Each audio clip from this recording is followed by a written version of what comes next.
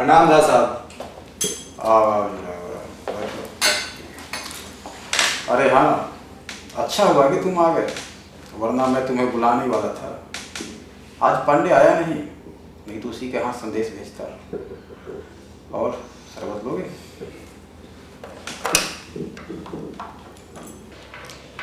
अरे राम खिलावन, अरे भाई जुरावर के लिए शरबत तो भिजवाओ और मेरे लिए भी लेते आ।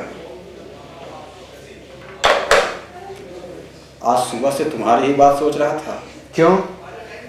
कल रात सक्सेना वाली फाइल मंगवा कर देखी थी, परेशानी तो पैदा हो गई। क्या लिख दिया उस हरामखोर ने अपनी फाइल में? तुमने ये अच्छा नहीं किया।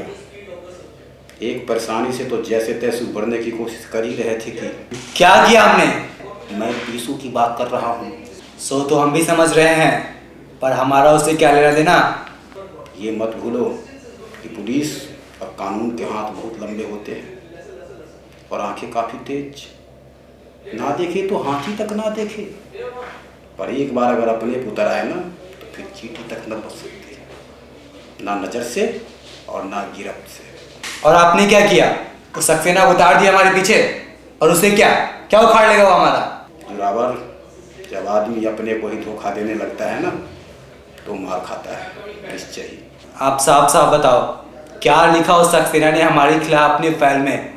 पूतन की दुकान पर उस शाम को 2 लड़कों के साथ चाय पी थी बीसू ने, और वही आखिरी चीज थी जो उसके पेट में गई थी।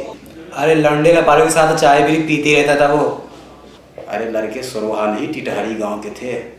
आस पास के गांव में तो भटकता था विश्वा, कुछ काम धंधा तो थाने सलाम के पास करने को।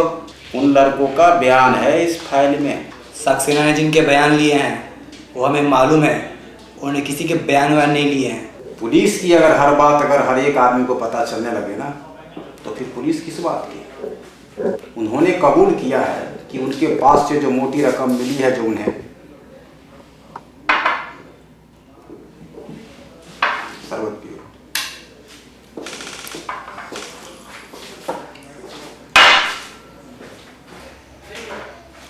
देखो जुरावर, जब मैं एक बार किसी का हाथ पकड़ लेता हूं ना तो उसे बीच में नहीं छोड़ता, और ये स्वभाव है मेरा।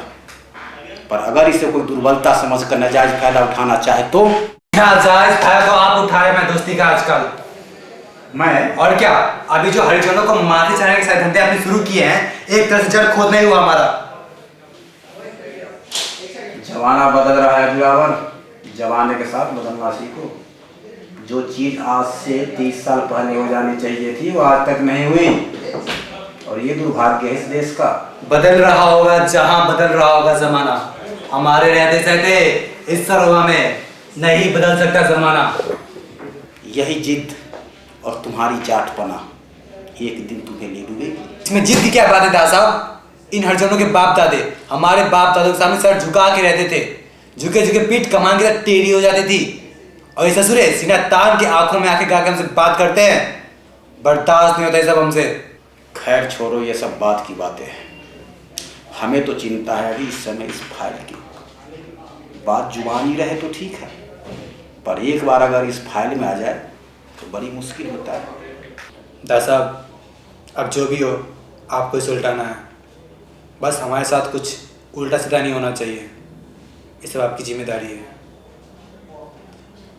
हम क्या सोच के चले थे और क्या हो गया? सोचा है कि इस बार हम भी चुनाव लड़ ले, फार्म भरने को आए हैं, अगर आप कहे तो भर दे। बीसू ने जो आगजनी के प्रमाण जुटाए थे ना, उसे बिंदा लेकर दिल्ली जाने वाला है, और वो सक्सेना तुम्हारे खिलाफ तो सारा प्रमाण इकट्ठा कर रखा है, और तुम्हें चुनाव लड़ने की पड़ी है। हमें तो डर है कि कहीं तुम्हें जेल ना। दादा साहब, हम तो आपसे पूछने आए हैं, कौन सा हमने फार्म भर दिया? भरो, भला मैं क्यों रोकूंगा?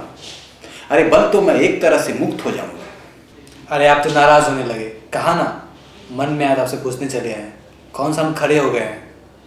दादा साहब, ये फैल फूल का मामला हम नहीं जानते, ये सब आपकी जिम्मेदारी है, बस हमारे साथ कुछ उल्टा सीधा नहीं होना चाहिए। और हाँ, आप उस बिंदा को भी ठीक करवाओ, क्या फैल मचा रखा है उसने। तुम कुछ मत करना,